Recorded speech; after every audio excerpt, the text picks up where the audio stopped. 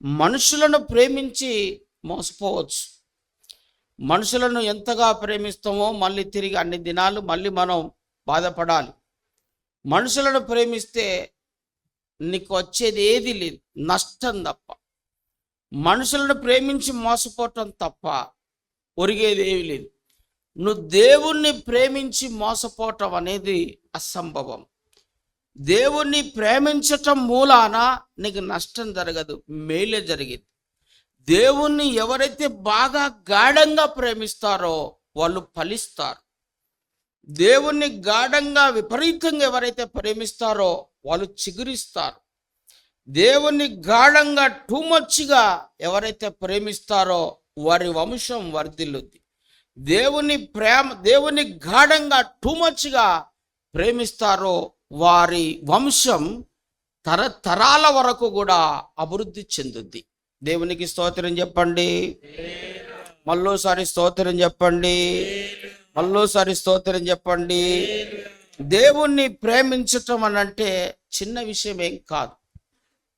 దేవుణ్ణి ప్రేమించి మోసపోవటం, నష్టపోవటం అనేది ఏమీ లేదు. దేవుణ్ణి ప్రేమించేవారు భూమి మీద 100 మంది ఒక చర్చిలో ఉన్నారంటే 2-3 దేవుణ్ణి బాగా ప్రేమించే వాళ్ళు ఉంటారు. 500 మంది చర్చిలో ఉన్నారు అని అంటే 5-10 మందే దేవుని కోసం ప్రాణం పెట్టేవారు, దేవుణ్ణి టూమచ్గా ప్రేమించేవారు. కూర్చున్నా, లేచినా, పడుకున్నా నా ధ్యానం, నా ధ్యాస నా దేవుడే అనేటువంటి వారు చాలామంది ఉంటారు. మంచిది, దేవుడే నా ధ్యానం, దేవుడే నా ధ్యాస అనేటువంటిది కానీ నీ హృదయంలో కానీ వస్తే, దేవుడే నా ధ్యానం, దేవుడే నా ధ్యాస అనేటువంటి ఉద్దేశం కలిగి కానీ ఉంటే నువ్వు ధన్యురాలివి, నువ్వు ధన్యుడవు, నువ్వు ధన్యుడవు, నువ్వు ధన్యురాలివి. నీకు మేలు కలుగుద్ది, శుభం కలుగుద్ది. ఈ తరమందునే కానీ, రాబో తరమందే కానీ, ఈ యుగమందే కానీ, రాబో యుగమందే కానీ అనేకమైనటువంటి మేలులు దేవుని దగ్గరికి వెళ్ళి పొందుకుంటావు.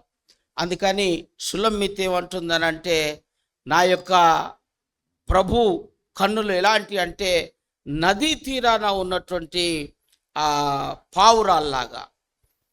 నదీ తీరాన ఉన్నటువంటి అక్కడ నదీ తీరాన ఉన్నటువంటి గువ్వలు, అంటే మన భాషలో గువ్వ అన్న పావురం అన్న ఒకటే.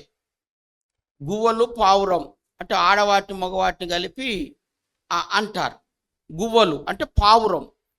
పావురం అనే మాట మనం బైబిల్లో ఎక్కడ చూసినా కూడా అది ఒక హోలీనెస్ స్పెషల్గా ఉంటుంది.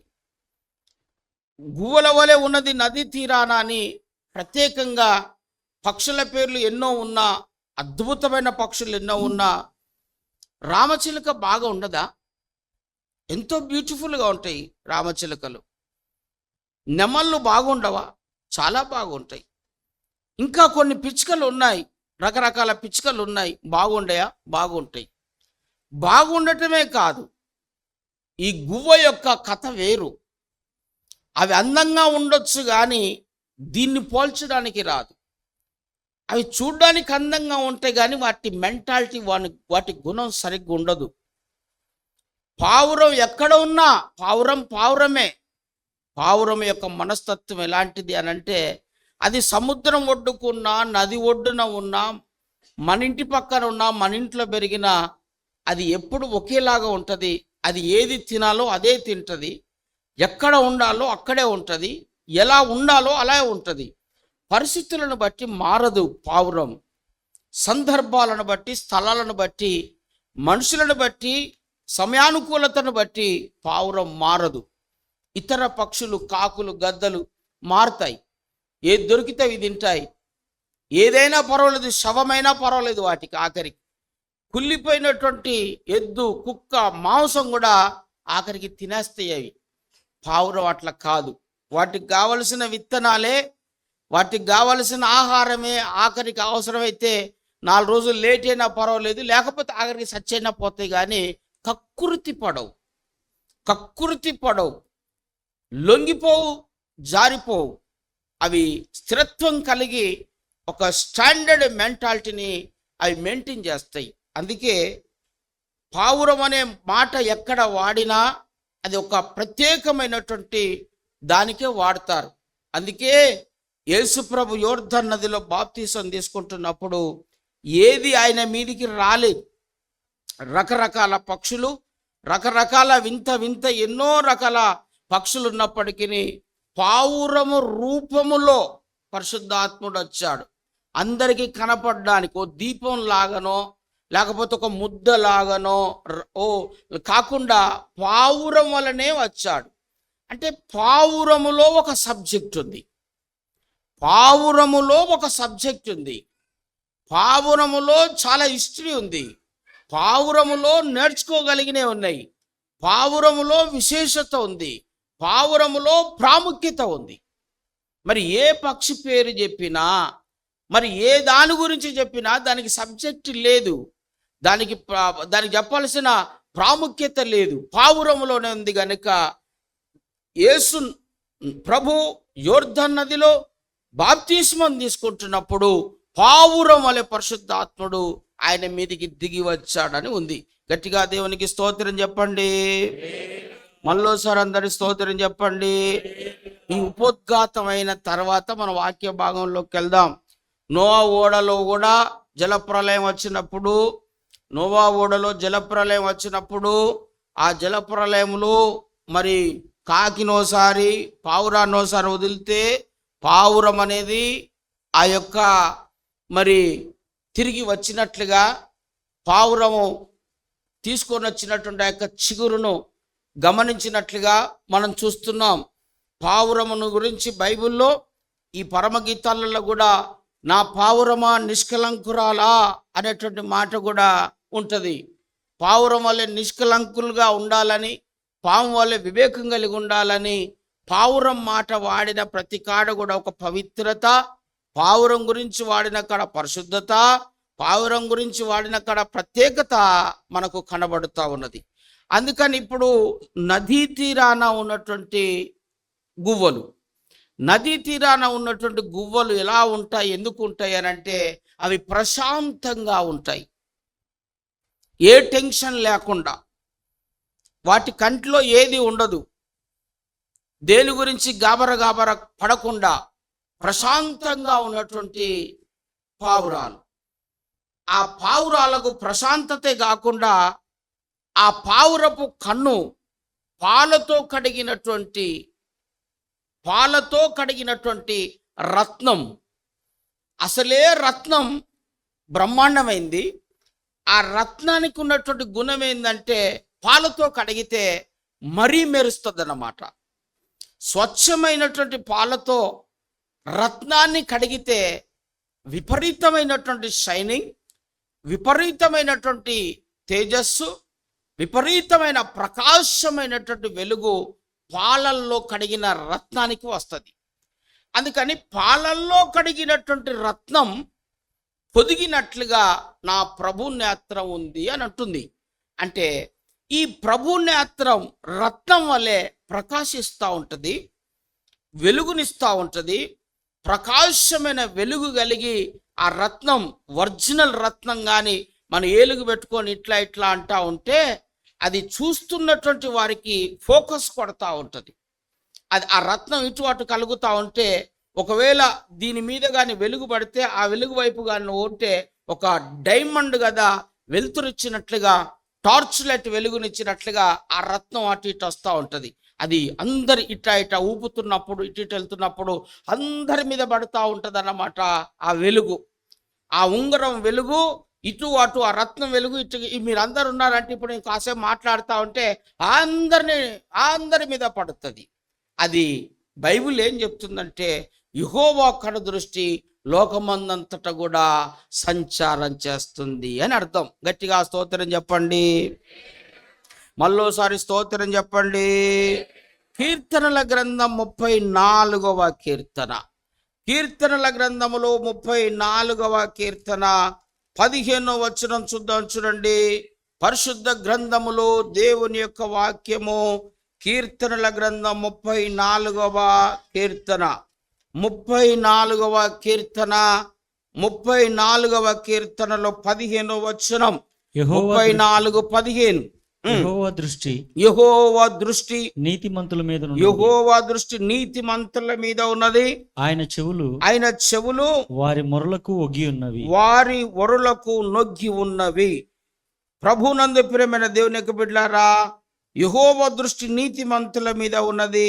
ఆయన చెవులు వారి మొరలకు ఒగ్గి ఉన్నవి. హల్లెలూయా. ఎనుకున్న వాళ్ళు స్తోత్రం చెప్పట్లేదు. హల్లెలూయా. యెహోవా దృష్టి నీతిమంతుల మీద ఉన్నది. ఆయన చెవులు వారి యొక్క మొరలను వింటున్నది. నీతిమంతుల మీద ఆయన కన్నులున్నాయి. నీతిమంతుల యొక్క ప్రార్థన ఆయన వింటున్నాడు అనేటువంటి మాటను మనం బైబిల్లో చూస్తున్నాం. ఈమె చెబుతున్నటువంటి వర్షన్ ఎలాంటిది అంటే, ఆయన కన్నులు అందరి మీద పడుతున్నాయి, నీతిమంతుల మీద కూడా పడుతున్నాయి. నీతిమంతుల మీద ఆయన కన్ను ఉంది. నీతిమంతుల యొక్క ప్రార్థన మీద కూడా ఆయన కన్ను ఉంది. నీతిమంతులు చేసే ప్రార్థన ఆయన వింటున్నాడు. నీతిమంతుల ప్రార్థన వైపు ఆయన చెవి వెళ్ళింది. ఎంత మంచి దేవుడు! ప్రభునందు ప్రేమైన దేవుని యొక్క బిడ్డలారా, మన ఆలోచన మనదే, దేవుని ఆలోచన దేవుంది. ఆయన ఎప్పుడు కూడా ఒక రిమోట్ కంట్రోల్ లాగా ఇప్పుడు ఒక స్టిఫ్ ఉంటుంది. అది ఏంటిది అని అంటే, సెల్ ఫోన్ స్టిఫ్ ఒకటి ఉంటుంది. మనం సెల్ ఫోన్ అందులో పెట్టేసి దానికి ఇట్లా పెట్టేసి ఇట్లా తీస్తుంటాం కదా, వీడియోలు ఫోటోలు తీస్తుంటాం కదా. మొన్న సెల్ఫీ 30,000 పెట్టేది కొన్నా నేను. దానికి 30,000 అయింది. అది తక్కువ కాదు. 30,000 పెట్టేది కొన్నాను. ఏంటంటే దాని పద్ధతి ఎట్లుంటుంది అంటే, మనుషుని ముఖం ఎట్టి పెడితే అటే ఈ మనిషి ఇటు పోయిండు అనుకో, అదే తిరిగిద్ది. మనం ఏం చేయాల్సిన అవసరం లేదు. మనిషి ఇటు వచ్చాడు అనుకో, అటే తిరిగిద్ది. మనిషి ఇటు వచ్చాడు అనుకో, అదే తిరిగిద్ది అనమాట. మనం ఇటు తలకాయ పెట్టాం అనుకోండి, అదే పైకి లేచి ఇటు తిప్పుతూ ఉంటుంది అనమాట. అది సెల్ఫీ బాగా తీస్తుంది. అది మనం ఎటు వెళ్ళినా కూడా మనం ఇట్లా పట్టుకొని వెళ్తున్నాం అనుకోండి, ఇటు మనం ఎటు తిప్పుతా ఉంటే మనల్ని అది ఫేసు అది తిప్పుతూ ఉంటుంది. దాన్ని తన హ్యాంగిల్లో అది తీసుకుంటూ పోతూ ఉంటుంది అనమాట. అదే కాదు, మనం దానికి అందులో ఏది లోడ్ చేసి పెడితే అదే దాని వైపు తిరుగుతూ ఉంటుంది. మనం ఎటు తిప్పినా అది అటే తిరుగుతూ ఉంటుంది. ఆ విధముగానే నువ్వు ఎటెళ్ళినా కూడా ఆయన కన్నులు నిన్ను చూస్తూ ఉన్నాయి. నువ్వు ఎక్కడ కూర్చున్నా కూడా ఆయన కన్నులు నిన్ను చూస్తూ ఉన్నాయి. ఎక్కడికి వెళ్ళినా కూడా నిన్ను చూస్తూ ఉన్నది. ఇంతకుముందు హచ్ అని ఒక నెట్వర్క్ ఉండేది.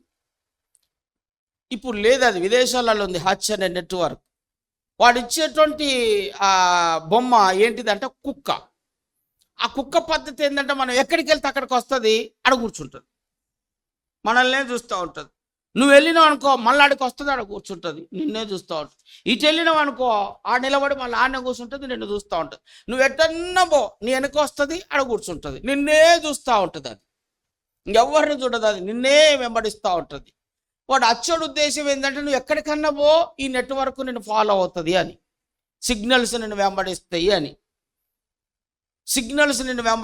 అని, దేవుని యొక్క కన్ను దృష్టి కూడా అలాంటిదే. నువ్వు ఎక్కడున్నా కూడా ఆయన నిన్ను చూస్తున్నాడు. ఏ ప్రాంతంలో ఉన్నా కూడా ఆయన నిన్ను చూస్తున్నాడు. ఏ ధరిలో ఉన్నా కూడా ఆయన నిన్ను చూస్తున్నాడు. అందుకే మన దేవుడి గురించి ఏముంటుందంటే, ఇశ్రాయేలు దేవుడు కాపాడువాడు, కొనుక్కోడు, నిద్రపోడు. ఇశ్రాయేలును కాపాడువాడు కొనుక్కోడు, నిద్రపోడు. నిన్ను కాపాడేటువంటి వాడు కొనుక్కోడు, నిద్రపోడు. మనం అనుకుంటాం మనం నిద్రపోతాం. వాక్యం చెప్తున్నప్పుడు స్తోత్రం, హల్లెలూయా. మనం కుర్చీలో ఉండి మనం మంచిగా నిద్రపోతూ ఉంటాం. కుర్చీలలో కూర్చొని మంచిగా మరి వాళ్ళ కనపడకుండా నిద్రపోతూ ఉంటాం. మనం నిద్రపోతూ ఉంటే ఆయన చూస్తూ ఉంటాడు అన్నమాట. మనం నిద్రపోతా ఉన్నా కూడా ఆయన చూస్తూ ఉంటాడు. కునుక్కొని నిద్రపోని దేవుడు.